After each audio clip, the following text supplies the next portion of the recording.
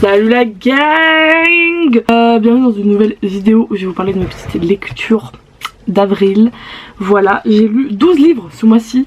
C'est un livre de moins que le mois passé, mais bon, je pense que ma prouesse est à peu près aussi admirable. Objectif mai, 14 livres, on y croit. Je parle trop pour ne rien dire. Passons à mon avis sur les livres en fait. Alors pour une fois j'ai été hyper organisée. J'ai en fait changé ma disposition dans mon cahier de lecture. Je fais juste, en fait je vous spoil pas trop, mais je fais juste genre toutes les lectures du mois avec une note sur 10. Voilà, et comme ça je les ai dans l'ordre. Donc je n'ai pas beaucoup de livres ce mois-ci en physique, j'en ai 4. Parce que il y en a qu'on m'a prêté, il y en a que j'ai prêté après les avoir lus, et il y en a que j'ai lu sur mon téléphone, ce qui est une nouveauté ce mois-ci. Je n'ai pas lu de graphique, alors que je m'étais dit que j'en lisais un par mois.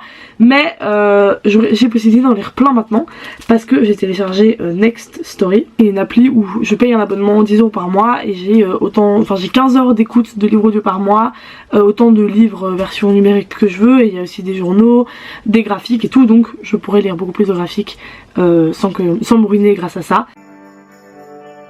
Commençons par le commencement. Donc le premier livre que j'ai lu c'est Love and Other Words de Christina Lauren. Alors j'avais déjà lu Lentille de miel d'elle, et alors vraiment mes deux mondes séparés, genre Lentille de miel, je vous en ai parlé dans ma vidéo de mars qui sera dans le petit i qui est là normalement. Love and Other Words, j'ai surkiffé, masterclass.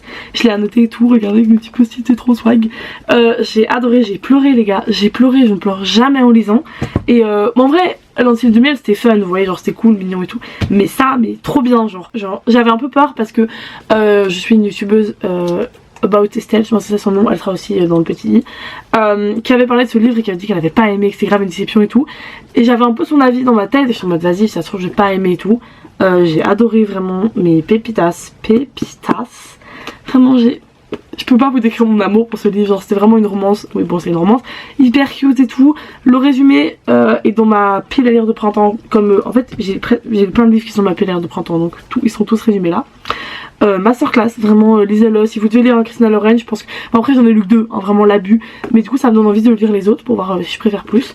Mais voilà, vraiment trop mignon, j'ai trop aimé, vraiment.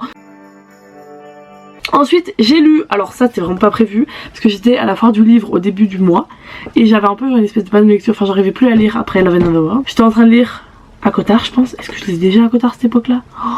Il y a grave moyen, bref je devais être coincée dans un livre, je me dis vas-y Malou, change, lis un autre truc que tu viens d'acheter. J'ai lu Captive 2, ok, déjà est-ce qu'on me parlait de ce pavé? C'est gigantesque, je sais plus combien de pages j'ai fait, 650 pages, c'est vraiment un petit pavé quand même. Je l'ai dévoré en 3 jours je pense, 3-4 jours. Et alors vraiment, mais le niveau entre Captive 1 et Captive 2, il y a 18 mondes de différence, hein. C'est pas du tout la même chose. Le 2, mais j'ai beaucoup plus aimé. Enfin, après moi je suis pas très dark romance, genre j'aime pas quand ils sont violents et tous les hommes, non, cancel, on n'aime pas ça ici. Je n'apprécie pas. Moi j'aime quand ils sont mignons, qu'ils sont des petites papouilles, qu'ils sont des mots d'amour, moi j'aime ça. Et c'est ça qui se passe dans celui-là. Bon après il y a toujours ce côté un peu où, vas-y je vais pas t'avouer mes sentiments parce que je suis dark, mais je trouve que c'était plus dans mon style, celui-là. Et vraiment, les 650 pages, je les ai dévorés. Mangiare. Miam miam miam. Tu déranges. Évidemment, je sais pas vous conseiller de lire le 2 si vous n'avez pas lu le 1 parce que vous allez rien comprendre. Mais si vous n'avez pas trop kiffé le 1, accrochez-vous parce que le 2 est trop bien. Trop, mais masterclass, vraiment. Bon, je l'ai pas annoté parce que vas-y, grosse flemme d'annoter un livre de 650 pages. Mais franchement, grave cool. Je l'ai mis 8 sur 10 et j'ai pas dit Love and Other Words. J'ai mis 10 sur 10. Ensuite, nous avons la chronique des Bridgerton, le tome sur Hyacinthe, ma reine, notre reine à tous, vraiment pépite. Et là exceptionnellement ce n'est pas moi présentement qui vais donner mon avis, c'est le mois du passé sur TikTok, parce que pour ceux qui ne le savaient pas déjà, j'ai un petit compte TikTok où je donne mon avis sur les livres. D'ailleurs j'avais donné mon avis sur Love and Other World, sur Captive, sur la chronique des Bridgerton que vous allez voir juste après, et sur quelques autres livres qui sont dans la vidéo. Donc voilà, je vous laisse avec le mois du passé. Ok, alors je finis le tome 7 de Bridgerton qui est sur Hyacinthe, donc je vais encore vous donner mon avis. Le trépied était trop haut, ça m'a stressé. Bref. Donc, tome 7, oui c'est énorme parce qu'il y a le 8 aussi. Donc du coup vous voyez je suis à la moitié parce que j'ai pas encore le 8 sur Grégory qui sera le dernier. Et après du coup j'ai les 9. Bref je parle trop. Alors ils sont pas à moi donc j'ai pas pu les annoter, ne vous inquiétez pas que sinon je l'aurais annoté de ouf. Honnêtement je pense que celui sur Hyacinthe c'est mon top 2. Parce que vraiment une dinguerie, genre il est vraiment... mes pépites, incroyable. Bon il y a un seul truc qui m'a dérangé, c'est juste que leur relation va hyper vite. entre les deux. Enfin, je dis pas que c'est mais Hyacinthe et quelqu'un genre. Mais à part ça, c'était grave bien. Enfin, les Bridgerton, trop cool. Toujours la petite écriture de Julia Quinn, très addictive, très t'as envie de dévorer le livre. Enfin, je l'ai lu en 3 jours, quoi. Donc, encore une fois, je sais pas ce qui m'arrive en ce moment, mais je lis. J'oublie de faire mes devoirs, mais je lis. Bref, j'ai grave pas fait mon avis au final. Merci moi-même, je suis toujours d'accord avec toi, toujours un avis de qualité ici. Ensuite, après avoir lu La Chronique des Bridgerton sur Hyacinthe, j'ai lu Ruy Blas. Ça, je l'ai également en physique parce que je veux le lire pour l'école. Ok, c'est une pièce de théâtre de Victor Hugo qui date du 19e, je sais plus exactement quelle date, non je vais retrouver, 1838, ok. De cette période-là, j'ai déjà lu Cyrano de Bergerac en début d'année. Et alors, j'avais bien aimé Cyrano de Bergerac, mais franchement, Ruy Blas, j'ai kiffé. Genre, je m'attendais pas à aimer un livre que je devais lire pour l'école et tout, vous avez vu, genre un peu cette notion obligation. Déjà, j'étais en retard, donc je l'ai lu genre en 2 jours. Et franchement, elle est grave bien la pièce de théâtre, j'ai kiffé de ouf, C'est dans la même vibe que Cyrano, et en fait, je me rends compte que c'est une période que j'aime beaucoup. Parce que Cyrano, j'ai aimé, Ruy Blas, j'ai aimé, Les Mousquetaires. J'ai pas encore lu le livre, mais par contre j'ai vu le film où ils prennent un peu des répliques comme si on se trouvait dans Cyrano et tout. Le film d'Artagnan qui est sorti il y a pas longtemps, j'étais le voir au cinéma. Et franchement j'aime trop genre cette manière de parler et tout. J'aime beaucoup trop, vraiment passion sur... En fait les livres qui ont été écrits au 19e siècle mais qui parlent du 16e.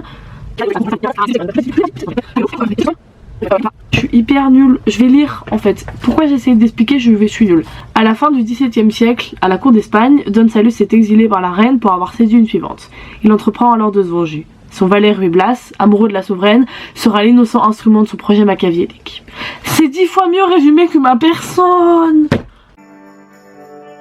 Après avoir lu Ruy Blas, j'ai lu 1984 en version simplifiée, genre de 60 pages en anglais. Pour mon cours d'anglais, même chose. J'ai pas aimé, genre, je sais pas si c'est parce que c'était version simplifiée, que c'était en anglais, que j'ai dû le lire hyper vite, mais j'ai pas aimé. Genre, d'habitude j'aime bien la dystopie, mais là je sais pas. C'était... On souffle, genre vraiment on souffle fort. Genre, j'avoue que genre Orwell, j'avais lu La Ferme des Animaux et ça j'ai bien aimé. Mais c'est pas mon dada de ouf, hein. C'est pas mes romans que j'aime. Ah, et en fait, je vous explique, il m'a cringe. Genre, j'étais mal à l'aise pendant tout le livre. J'étais là, genre, frisson de dégoût, genre. 1984, pour ceux qui savent pas, est-ce que je résume? Grosse flemme de résumer. Ensuite, j'ai lu Les Chroniques de Bridgerton, tome... Attendez, faut que je compte. 8 sur Grégory Mavida Monson. Top 2. Mon top des Bridgerton, tout le monde s'en fout. Bénédicte, Grégory, Hyacinthe. Le double tome là, Hyacinthe, Grégory, il régale. Incroyable cette troupe. J'ai pas envie de spoil hein, mais en fait il y a un événement qui se passe et c'est un événement quand ça se passe dans les livres, j'aime beaucoup trop genre, surtout dans les romances. Je vais pas spoil, mais masterclass, vraiment leur histoire est trop mignonne. J'aime trop tout le développement de l'histoire parce qu'ils sont amis et tout. Pépitas, attends c'est quelle trope que je devrais dire? Ouais c'est un bon Friends to Lover hein. Mais en même temps c'est un Friends to Lover mais elle est promise à quelqu'un d'autre. Ça on aime ça c'est bien ça. Mais c'est aussi cette trope où genre il est amoureux de sa pote et du coup il va lui demander de l'aider pour avoir la pote. Mais au final c'est entre eux que ça va se passer genre. Dinguerie. Ensuite numéro 7. 7ème lecture. J'ai lu du coup à Cotard, A Court of Thorns and Roses. Ce livre m'a pris beaucoup trop de temps. Je pense que je l'ai lu en 3 semaines alors qu'il fait 400 pages. Mon dieu. Alors je l'ai lu en anglais. Pire idée, ne faites pas ça. Si vous voulez lire à Cotard, ne le faites pas en anglais. Lisez-le en français par pitié. Je sais que les couvertures sont super moches. Ok, c'est pour ça que moi je l'ai acheté en anglais, parce que la couverture est 12 000 fois plus belle. C'est quoi cette couverture en français? Faites quelque chose, c'est chum à mourir, c'est moche à crever. Et donc, à Cotard, j'ai rien compris la moitié du temps, c'est bon pour vous? En anglais j'étais là, ouais je lis, mais je comprends pas, je mettais 2 minutes 30 à lire une page, 2 minutes 30, c'est long 2 minutes 30. Tu m'étonnes que j'ai mis 3 semaines à lire ce livre. Je me calme, je respire et je zen. En même temps, je dis ça, mais je lui ai quand même mis un 8 sur 10. Alors, malgré le fait que j'ai galéré à lire, ben j'ai kiffé ma lecture. Genre, il se passe plein de trucs, la romance elle est incroyable, il y a des plot twists. Je l'ai annoté aussi, je l'ai pas en physique parce que je l'ai prêté à Chloé. Mais Pépitas vraiment, mes post-it, mais toutes les pages, j'ai un post-it, j'ai souligné des trucs, j'écrivais dedans, j'étais colère, j'étais joie, j'étais bonheur, j'étais mignonnerie, j'étais amour brisé, masterclass. Du coup je vais acheter les autres mais en français, ce sera moche dans ma bibliothèque, je m'en fous. Ou alors ce que je fais, vu qu'ils sont sur Nextory, c'est que je les lis sur Nextory. C'est vrai que c'est beaucoup plus smart, ça m'a coup. Après ça j'ai lu Un Égyptien dans la ville de Steven Saylor pour mon cours de latin. Alors franchement, ben, j'ai bien aimé. Ça parle de Gordien, donc Gordien c'est un personnage qu'on retrouve dans tous les livres de Steven Saylor, qui est un détective dans la Rome antique, premier avant environ. Donc Cicéron, César, Pompée, vous voyez la team, vous voyez la gang. Et donc dans celui-là, il se retrouve à côtoyer Claudia, qui est genre qui était cette femme vraiment, mais madame féministe avant l'heure, genre, qui en gros était une femme hyper libérée, qui couchait un peu avec qui elle voulait et tout, et elle était vraiment genre Claudia quoi. Claudia qui avait des petites toges un peu transparentes comme ça, reine, Claudia reine. Par contre Bresson elle couchait avec son frère, ça on enlève madame Claudia, on ne fait pas ça. Tu peux coucher avec qui tu veux mais pas ton frère. Et donc je l'ai lu et franchement j'ai plus kiffé que ce que je pensais. Parce qu'il y a tout un côté enquête et tout, parce qu'il y a eu un meurtre du coup d'un Égyptien et on voit beaucoup Claudia dans l'histoire. Il y a Catulle aussi, poète amoureux que je suis justement en train de voir en latin et donc c'est pour ça qu'on en a parlé, enfin qu'on a dû le lire et franchement j'ai kiffé hein. Alors ensuite on passe au premier livre que j'ai lu sur mon petit téléphone, qui est le tome 1 des Dieux du Campus sur Léander. Par contre ce nom, claquos au sol. Faites quelque chose, c'est nul.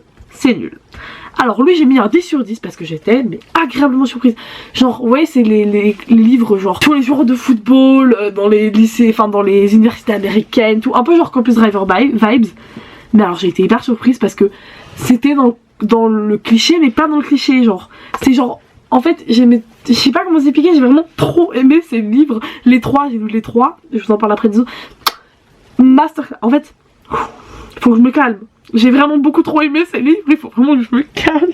À la base c'est un cliché, donc genre c'est le footballeur et tout, et au final on creuse et je trouve que chaque personnage avait une profondeur, un passé avec un secret qui venait entacher leur truc dans leur relation et tout.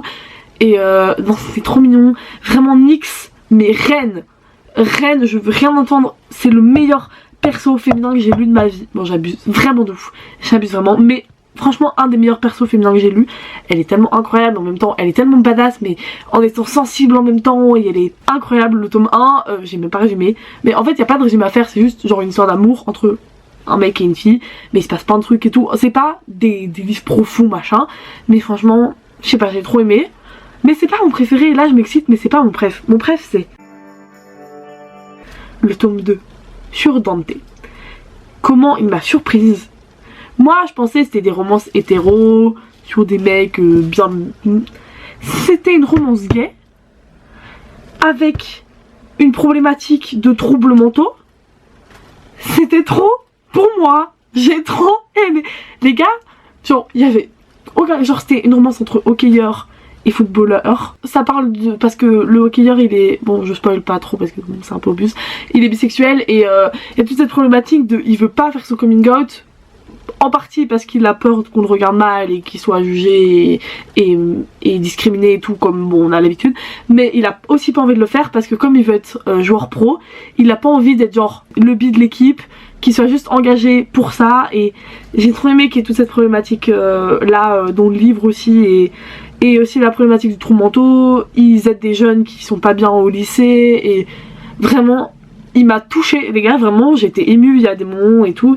C'est pas de la grande littérature mais franchement j'ai aimé retrouver ce genre de truc là dans une romance, et en plus une romance gay ça fait jamais de mal hein. Donc franchement non, pépite. Lui j'ai mis 10 000 sur 10. Franchement ça faisait longtemps que j'avais pas eu un coup de cœur comme ça. Donc l'avant-dernier livre c'est Recherche colloque, emmerdeur, râleur, lover, s'abstenir. Titre encore une fois beaucoup trop long. Recherche colloque, c'est comme ça que je l'appelle quand je dois l'utiliser, d'accord? Pourquoi aller aussi loin madame? Emma Green, je vous aime. C'est le deuxième livre que je lis d'elle. J'avais lu Call Me Baby qui était incroyable. J'ai préféré Call Me Baby à celui-là. En vrai il est cool, mais en fait je l'ai pas trouvé hyper naturel. Genre j'ai mis 8 sur 10 parce que vas-y, tous les persos sont incroyables. Genre vraiment les persos de la coloc c'est des... mais à mourir de... Vraiment je me tapais des barres. Ça par contre c'est un point qu'on peut pas leur enlever. C'est vraiment leurs romances, elles sont drôles mais drôles. Genre les personnages sont bien faits, bien construits. En même temps elles vont chercher des trucs, t'es là mais où est-ce qu'elles vont chercher ça genre. En plus il y avait un rugbyman dans l'histoire. On aime le rugby ici. Mais juste j'ai trouvé que... la relation, genre c'était, enfin je sais pas, il y a des trucs qui m'ont dérangé dans la manière dont ça se déroulait et tout. En même temps je me dis d'office ça peut exister ce genre de relation, mais je me suis pas retrouvée dedans. Voilà, en vrai c'était cool, ça m'a donné envie d'aller à Dublin. Encore une envie de voyage, bancal Malou. Mais voilà, même chose si vous voulez le résumer, c'est dans ma vidéo Pile à lire du printemps. Et enfin le dernier livre les amis, c'est le tome 3 des Dieux du Campus sur Dante. Dante qui est le frère jumeau de Sander dont on parlait juste avant, qui est mon coup de cœur, la romance gay incroyable avec des troubles mentaux. Celui-là j'ai mis même chose 10 sur 10, je l'ai littéralement fini ce matin. Bon j'avoue j'ai un peu triché, on est le 1er mai, mais c'est un détail, d'accord? Incroyable, même chose. Là il y a aussi une problématique mais plus autour des addictions et sur les problèmes relationnels, enfin d'attachement aux gens parce qu'on a peur d'être blessé. Pour ça ils sont un peu... Ça c'est un truc qu'on retrouve dans les trois, mais en même temps je me dis que c'est une problématique qu'on trouve beaucoup dans les romances et dans les problèmes entre couples, parce que la plupart du temps quand on est amoureux et qu'on est en couple ça finit pas très bien et on se prend des couteaux dans le dos. Donc c'est important de voir ça dans des romances, et donc il y a un peu ce côté là dans les trois romances, même si certaines plus que d'autres. Mais celui-là j'ai trop aimé, même chose, parce que le schéma de relation était pas le même que dans les autres, parce que dès le début tu sens qu'il y a un truc, ils couchent ensemble mais il se passe rien. Genre pas de couple, ils deviennent juste potes. Mais au bout d'un moment tu sens bon pote mon cul, hein, voilà, hein. Parce que tous les trois là c'est la même chose. C'est des gens qui deviennent potes et puis après ils se mettent en couple. Perso c'est le genre de relation que je trouve le mieux, et c'est le genre de relation que j'aimerais avoir aussi. Ce truc de genre d'abord on se connaît en tant qu'amis, tu me connais parfaitement bien, tu connais ma personnalité, tu connais mon côté, et après on se met ensemble et tu m'aimais d'abord pour ma personnalité, pour qui je suis et pour comment je suis, et pas pour mon corps. Genre, vous voyez ce que je veux dire? Je sais qu'on peut tomber amoureux de quelqu'un pour sa personnalité aussi, mais je préfère le schéma Friends to Lover, genre. Voilà, c'est pour ça que c'est une de mes troupes préférées aussi, hein, faut pas chercher trop loin. Bref, mais du coup, les Dieux du Campus, franchement une série à lire. Si vous pouvez vous abonner à Next Story, c'est 10 € par mois, il y a plein de livres. J'espère que cette vidéo vous a plu, que ça vous a donné envie de lire peut-être un des 12 livres que je vous ai présentés. Et moi je vous retrouve la semaine prochaine pour une nouvelle vidéo. Je ne sais pas ce que c'est, mes vidéos sont parties en live les gars. Voilà, bref, à la semaine prochaine, bisous.